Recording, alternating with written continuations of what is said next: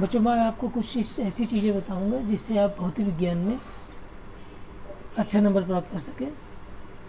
कुछ समान चीज़ें हैं जिसको अगर आप किसी भी विषय में लागू करें मैथ को छोड़कर, तो निश्चित तौर पर आप उसमें अच्छा नंबर प्राप्त कर सकते हैं।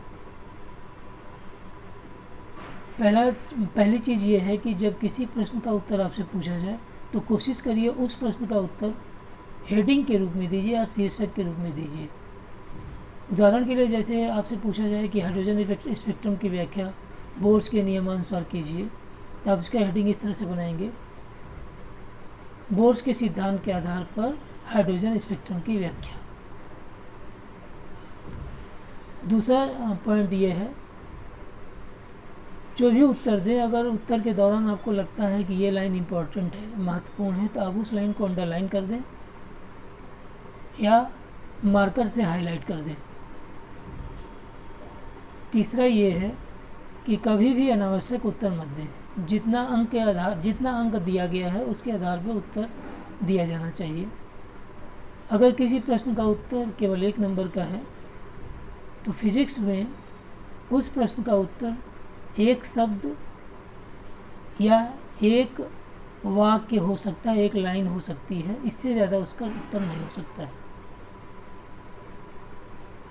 रेयर केसेस को छोड़कर।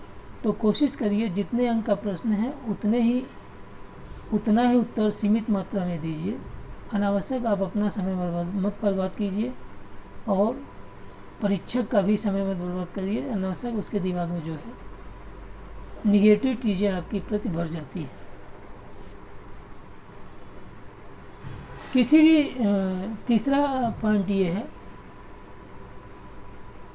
किसी भी प्रश्न का उत्तर देते समय सदैव इस बात का ध्यान रखें कि जो प्रश्न का उत्तर हम दे रहे हैं वही हमने क्वेश्चन नंबर डाला है कि नहीं डाला है।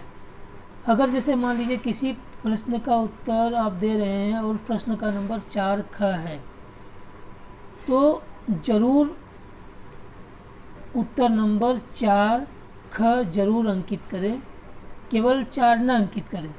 कभी कभी बच्चे केवल करते हैं, केवल 4 अंकित कर दिया और वो कौन से खंड का उत्तर है, क का है कि ख का है कि ग का है, परीक्षक को पता नहीं चलता है।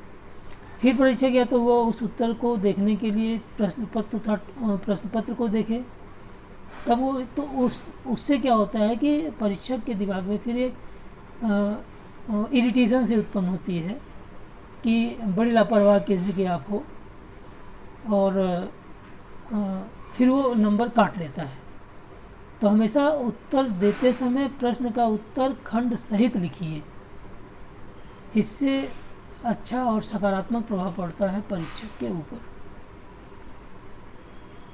फिजिक्स में सबसे महत्वपूर्ण बात यह है, खासकर जो न्यूमेरिकल पोर्शन होता है, अक्सर जब भी न्यूमेरिकल आता है तो आप सबसे पहले क्या करिए कि जो चीज़ें दी गई हैं उस चीज़ों को या उस डाटा को आप उचित मात्रक और उचित संकेतों के रूप में पहले लिख लीजिए,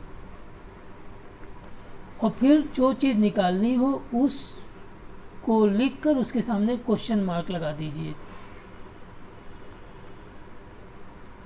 फिर सूत्र का चयन कीजिए, कौन से सूत्र को यहाँ पे लगाना है। उचित संकेतों का जो सूत्र आप यूज़ करते हो उसको लिखिए, फिर उन संकेतों का जो अर्थ है उसे भी आप लिख दें तो ज़्यादा अच्छा है। उसके बाद अगर जो भी डाटा आपको दिए गए हैं, अगर वो यूनिट में एक समान यूनिट में नहीं, अर्थात सभी CGS में नहीं है या सभी MKS में नहीं है, मिक्स यूनिट में है, तो आप उनको कोशिश करिए कि सभी यूनिट को MKS या SI पद्धति में बदल दीजिए, क्योंकि ज़्यादातर जो सूत्र आपको पढ़ाए जाते हैं वो MKS पद्धति या SI पद्धति के लिए ही पढ़ाए जाते हैं। तो आप सभी जो दिए गए हैं, सभी जो डाटा दिए गए हैं उनको आप SI सिस्टम में लिख लीजिए या MKS सिस्टम में लिख लीजिए। इतना करने के बाद पश्चात आप जो सूत्र है उसमें सभी डाटा को रख दीजिए, और फिर जो आपको जो निकालना है वो अपने आप उसी मात्रक में, SI मात्रक में या MKS मात्रक में निकाला है। जब आप फाइनल उत्तर लिखते हैं तो उत्तर लिखने के बाद आप मात्रक को ज़रूर व्यक्त करें। अगर उसका मात्रक है तो मात्रक कभी कभी आप लोग व्यक्त नहीं करते हैं तो इससे क्या होता है कि नंबर आपके कट जाते हैं। इसलिए अगर किसी भी अज्ञात राशि जो आपने जो निकाला है उसका अगर मात्रक है तो उसका मात्रक आप ज़रूर लिखें। अगर आप इस तरह से करते हैं तो निश्चित तौर पर आपको अच्छा नंबर मिलेगा और टीचर के ऊपर या परीक्षा के ऊपर दिमाग में सकारात्मक प्रभाव पड़ेगा। आप बढ़िया नंबर प्राप्त कर सकते हैं। धन्यवाद बच्चों।